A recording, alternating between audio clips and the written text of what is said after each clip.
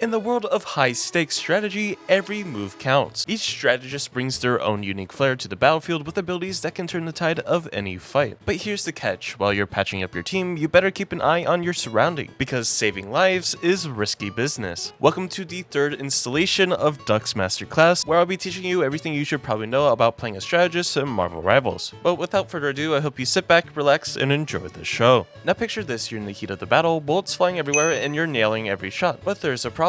Your target. They're not going down or getting eliminated. Why? Because someone on their team, a strategist, is keeping them alive, undoing all your hard work. Sound familiar? Well, today we're diving into why a strategist isn't just a support role, they're the main character of the fight. Without further ado, let's break it down. In most games, the moment you spot the enemy's healer or support, your first instinct is to eliminate them. And that's how opponents think when facing one or two or even three strategists. It's practically an unwritten rule, take out the strategist first and then the rest of the team crumbles. So what does this mean if you're the one playing the strategist? Well, it's actually rather simple. You're the priority target. Your job isn't just to keep your teammates in the fight, it's also to keep yourself alive. That means smart positioning is everything. Of course, you always want to avoid obvious spots, stay out of sight lines, and always watch your flanks. Now, getting flanked is one of the easiest ways to get caught off guard, or typically that's how you're going to end up getting eliminated. But here's the trick, keep an eye on your teammates' enemy marks. Those little pings aren't just for show. They're your early warning system, helping you avoid ambushes and reposition before the enemy gets the jump on you. Now, even though you're technically just the support, let's be real, you're the backbone of the team. Without you, they're going nowhere fast. Your healing, buffs, and tactical calls turn chaotic fights into coordinated victories. In other words, your life is the most precious on the battlefield. But now that you got a general introduction, let's dive deeper. Now, while the strategist role offers some offensive capabilities, your primary responsibility is to keep your team in fighting shape. And here's how you should balance your actions. First and foremost, you should always prioritize healing over damage. Your first job, or main job, is to ensure all your allies are healthy. A full health team can sustain longer engagements and exert more pressure on the enemy. You should really only shift your focus to dealing damage when you're confident that no teammates are in urgent need of healing. Now, there's something I like to call the triage of healing, and that being critical allies first, moderately damaged allies next, and then healthy allies last. So let's break it down. So for your critical allies, always prioritize those with the red heart indicator. These players are more than likely one shot away from getting eliminated, and keeping them alive can prevent a number of disadvantages. Then of course you have your moderately damaged allies. Once critical teammates are stabilized, focus on those with yellow auras or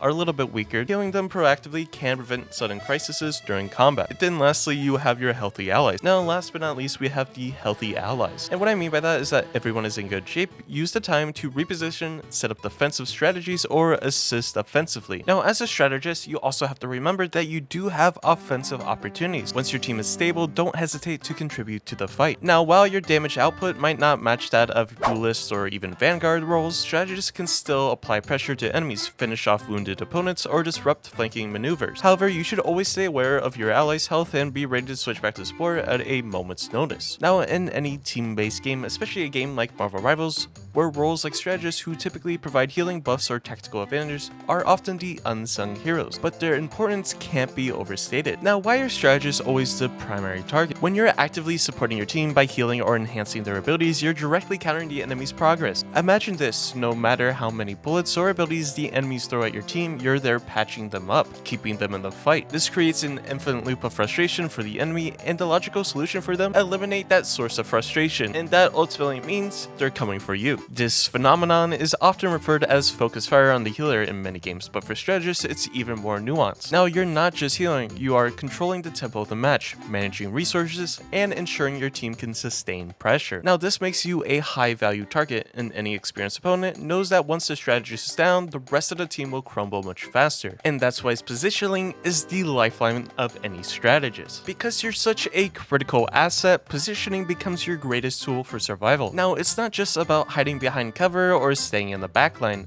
It's about anticipating the enemy's moves. With that, avoiding flanks is a major part. Enemies will often try to bypass the front line and sneak up on you. Now, by keeping an eye on your team's marks and pings, or just being aware of who's on the enemy team, you can sort to understand where enemies are going to be flanking from, which allows you to put yourself into a better position. Now, you also really need to understand how to use the environment. Smart strategists use choke points, elevated positions, and safe corridors to limit how many enemies can approach. Now, you want to stay just close enough to your team to provide adequate healing or support. Now you also want to be just far enough so that if an enemy were to dive you, they would be completely out of position. Now you also need to know when to rotate with your team. You never, and I mean never, want to stay stationary. Good strategists constantly reposition, keeping enemies guessing. Now this mobility or repositioning around the map makes it harder for opponents to pin you down or keep you in one place, and it lets you adapt to the ever-evolving battlefield. Now one of the most underappreciated skills or assets for a strategist is situational awareness. While your main job might be healing or boosting your team, information management becomes just as crucial. Enemy marks or pings. When teammates mark enemies, they're giving you a heads up on where danger might be coming from. Or if they actually decide to plug in their microphone and tell you where enemies are coming from, that's also helpful. But ignoring this intel could mean walking right into an ambush or missing the chance to reposition before a flanker reaches you. You also have to learn how to read the flow of a battle. You need to be aware of where your teammates are focusing their fire. Now, if most of your team is engaged on one side, but you notice marks on the opposite flank, that's a sign you might be vulnerable from that direction. Now, just like I talked about in my Vanguard or tank video, I would always 180 to see if my teammates need help in the backline. You can kind of apply this to a strategist as well. Not necessarily always 180, but every once in a while turning around and just trying to get a lay of the land, and you might spot someone that's not supposed to be there. Now, this is the irony of being a strategist. While you're technically the support, you're also the linchpin holding the entire team together. Without your heals, buffs, or tactical planning, your frontline crumbles, your DPS can't maintain pressure, and the entire team loses momentum. Now, there's a big mentality shift. Many players view support roles as a secondary or less impactful, but in reality, as a strategist, you're the main character in the team's survival narrative. Your decisions can turn the tide of a battle just as much, if not more, than a high fragging teammate. And because of that, you need to value your life. Your survival is more important than aggressive players who might rack up kills. A dead strategist means no more healing or support for anyone, or never feel pressure to overextend or take unnecessary risks. The longer you stay alive, the higher your team's chances of winning are. Now, in a game like Marvelrivals, ultimate synergy is a major factor. A strategist ultimate is rarely a standalone game-changing factor, although there are instances where this is certainly true. Its effectiveness often depends on syncing with your teammates' abilities as well. Now, this is just an example. For instance, using Jeff's ultimate to eliminate 5 enemies might seem like a huge play, but if your team isn't in a position to capitalize on that moment, whether that be securing the objective, pushing forward, or controlling the map space, the advantage can evaporate quickly. Enemies respawn, regroup, and come back stronger, leaving your team without nothing but a cool kill feed highlight. Again, this is just an example. Now, typically you want to facilitate team pushes. Characters like Luna Snow, Mantis, or even Cloak and Dagger have ultimates that provide massive team-wide healing. However, using these abilities when your team is heavily scattered or not ready to push in is ineffective. Imagine popping a full team heal when no one is engaging in a fight, or when your damage dealers don't have their own ultimates ready. It's a wasted opportunity. Instead, waiting for the right moment when your frontline is diving, your DPS is charged up, and your support is ready to cover flanks, ensures maximum value from the heal and keeps the momentum firmly in your favor. Now, as a strategist, you're not just managing abilities, you're overseeing the battlefield. You need to be constantly aware of your team's positioning and the enemy's movements. Using your ultimate when your team is out of position or spread too thin can lead to disastrous results. On the flip side, calling for a push when the enemy is clumped together or vulnerable can turn a good ultimate into a game-winning one. Now, you also really need to understand how to bait out enemy cooldowns. Again, another advanced tactic